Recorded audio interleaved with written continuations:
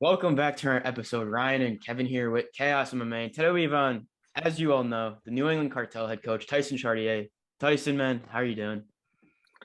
Not bad, man. Can't complain. We're deep into camp, only a few weeks left, and we get to go to fight night.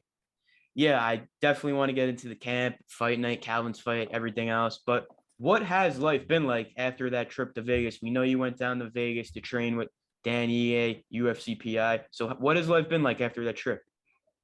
Just settling back into our routine. We got out there. We got a couple good weeks with Dan Ige, Natan Levy, Coach Giff, and a couple other coaches and training partners, and it was good just to kind of break it up, leverage the PI for a little bit, and now it's just probably 3 weeks of us being back here, and then we'll jump back out to Vegas for fight week. Yeah, and do you think a trip like this really elevates everybody's game? I think it's good to get uncomfortable in these camps. This is Calvin's fifth main event in a row, and we got to try to get to that next level. We got to get him a little uncomfortable, get him some new looks, and get him out of his comfort zone to bring the best out of him. And I think that's what we did here. So I don't necessarily think it's like critical to do it, but I think at this moment in Calvin's career and where the team's at and who we're fighting, we're fighting another southpaw, so it's not a lot of looks for that. Yeah. We're able to go out there and work with Natan and get Eddie George out there. So it was good. It was good team bonding. Same roof for 2 weeks, a lot less driving for Calvin. Going to different sessions, and it was just good team camaraderie. Yeah, and is this a trip that helped everyone with the team? Like Nick, we saw Nick was there, Rob, Calvin. Like, did this help everyone? It wasn't just for one specific person. Like, it was a trip for the whole team. Yeah, it was only Tom. Tom couldn't come, and he was on vacation, and Rob stayed back because his girl's about to have a baby soon. Okay. So he stayed back. So it was, but Nick did get to go. Eddie George, one of the guys I managed, who's 5-0, he got to go. So for those two guys getting to train with a bunch of other UFC fighters for 2 weeks is huge. that builds their confidence, because if they can train with those guys and hang with them on the mat, then when they go into local fights, they're going to be that much more confident. Yeah. And this time around, you're at the UFC Vegas. You're in Vegas, UFC PI. Calvin and Arnold. It wasn't really announced till like what was it, like 2 weeks ago? If I'm correct. Yeah, it was probably I think we flew out to Vegas on the 18th. Probably a few days before that, they announced it. But it was kind of in the works for a few weeks before that. So we were already prepping back here. And then when they officially announced it, it was 7 weeks. Yeah, I mean, you always wish you had more time, but reality is Calvin's taken a bunch of fights on 7 weeks or shorter, and he was already in the gym. So yeah, we might have only had officially 7 weeks to train, but we were already training, weeks before that.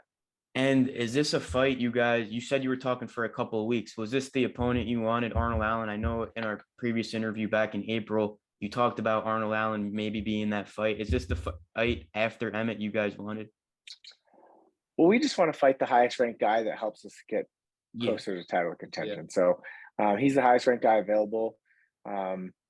We wanted to fight again this year, so this works, somewhat into our timeline. And I think the whole thing waiting for 3 weeks was just for UFC to see where all the main events shake out, and then see if Allen's side was in.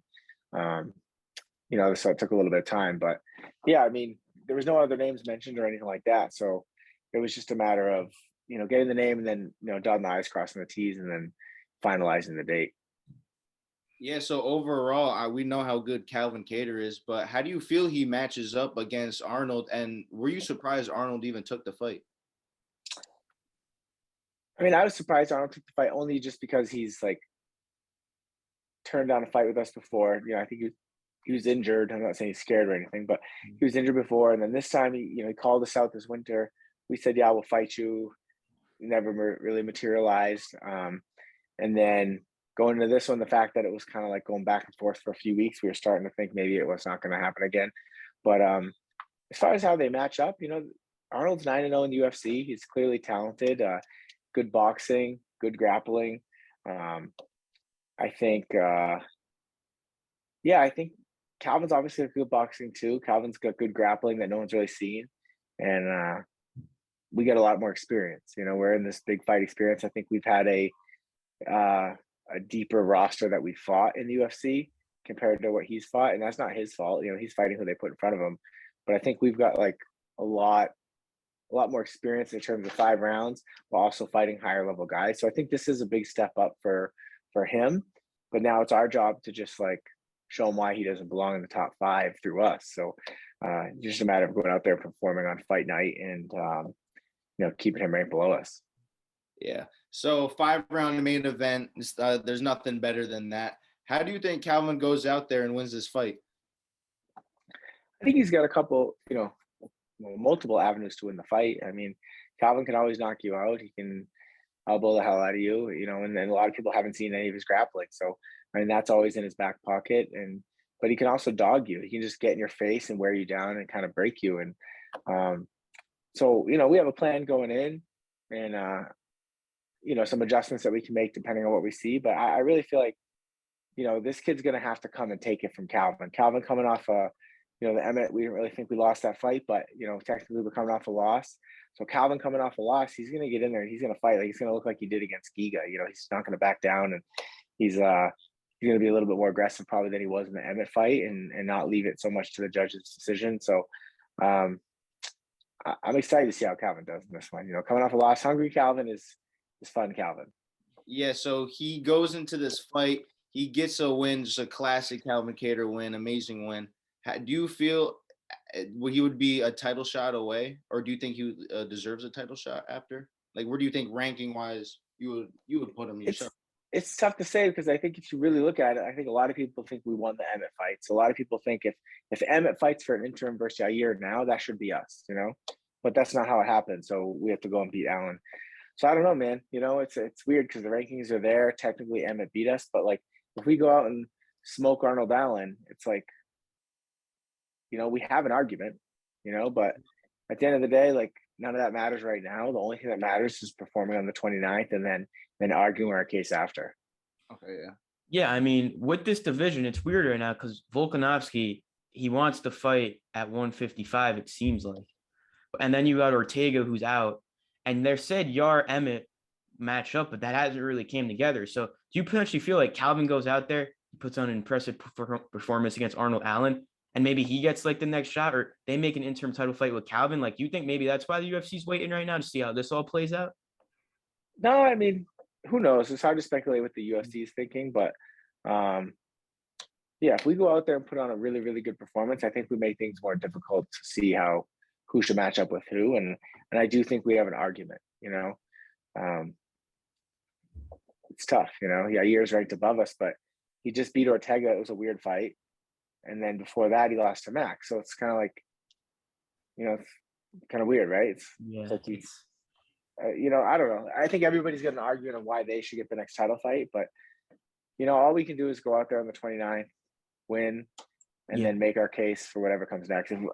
As far as Volkanovski going up, and right now he's the number 1 pound-for-pound fighter in the world. He's cleaned out the division. He's earned that right to do it. I just hope that if he does that, I hope they do an interim title at 45, so it doesn't hold up the division. And then maybe you have, I don't know why Yair and Ortega or Yair and Emmett's not already booked. If they have that fight booked for like this late 22 or early 23, then we're sitting, going against Allen, we're sitting right there in the driver's seat to fight the winner of that. Yeah. So. Yeah, it's going to be interesting to see how this featherweight division plays out. A lot of pieces to move and everything else, but can't wait for Calvin's fight. Going to be a great fight. Him, Arnold Allen, main event, October, going to be a great one. Got to ask you, though, about Rob Font real quick. There has been rumors about him fighting, maybe Adrian Yanez. I don't know if that's true at all. What is next for Rob? What have the discussions been like so far? Yeah, right now, Rob's in the gym, training hard. He's putting all the work in like he's in camp, but we're not going to fight till next year because he's having a baby in December. So right now he's in like training, but he's also in get ready for a baby mode, and that'll be him and Kathy's first baby. So it's exciting. So it's like, it's a special time, when you have your first baby arriving, and that's taken up a lot of his, not like his serious physical energy, but his mental energy. He's got to be thinking a lot about that. So we're kind of giving him time to think about that, and get back in the gym, get back in shape, just keep grinding, keep learning, keep improving, clear his head, get the baby here. And after the baby comes, we'll start thinking about booking his next fight for next year. Yeah, and I just had a quick question. So do you have kids? I have 3.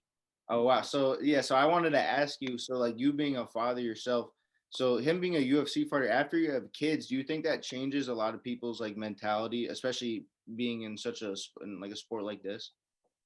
I think it's everybody's different, you know. I think some people have kids and they use it as motivation. Other people have kids and they use it as like it almost makes them not as hungry because they don't want to be gone as much. You know, they're like, I'm missing all this time. And, you know, neither way is right. It's just kind of how you react to it. And then, um, yeah, I mean, I got to think that, you know, if you're a fight, you know, my take on it was like, I try to grind harder so that way when they get older and they can look back on everything I did, you know, they're more proud of me and they appreciate the sacrifices that I made and that they see the lives I changed and how hard I worked and the goals we accomplished. And even if we fail, it's like they saw how hard we tried failing, you know? So I think there's good life lessons for kids in there. And, you know, Rob having a baby going out and you know, he's lost two in a row, but he's lost with dignity and I think he's gained more fans in those losses.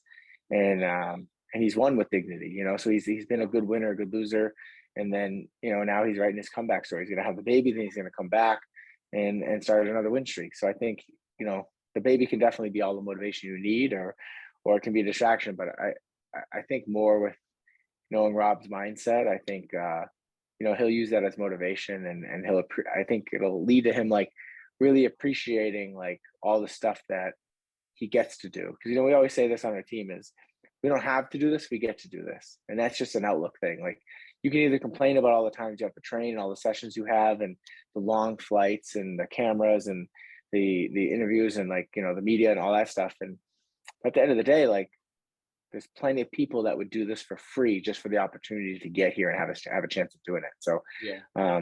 we try not to lose, you know, we try not to let that be lost on us. You know, we try to appreciate what we're doing, that run that these guys are on, like, you know, 5 main events in a row for Calvin, 3 for Rob, you know, these guys they're doing something special right now. Like, I'll never know. yeah, we're on a good run right now. And you know, we're building memories that we're going to remember forever. Yeah, the New England Cartel's on the rise. You can't argue it. Congrats to Rob on the baby. You have a family. You guys are grinding, going to the top every day. But for the New England Cartel, last thing here, do you have any bold predictions for the rest of 2022? You got Tom, you got Nick, Calvin's big fight coming up. What do you think the rest of the year plays out for New England Cartel? How do you think it plays out? I'm thinking 3 wins. You know, I'm thinking Calvin gets it done on October 29th, and then Tom and Nick are going to both fight for Combat Zone November 19th up in New Hampshire. And so three wins to close out the year for the cartel. Love it.